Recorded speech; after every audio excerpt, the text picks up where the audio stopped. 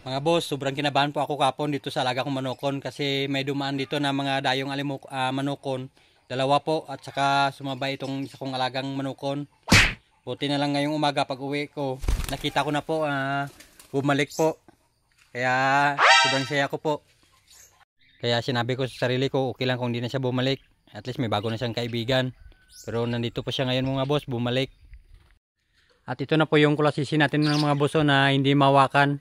Wala na po yung ano niya, yung ring sa paa. Pero lumalapit pa rin at humingi ng pagkain.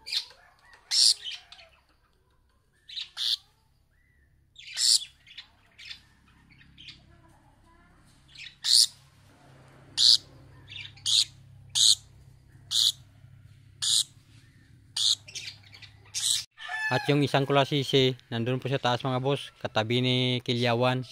Nandun po sila oh.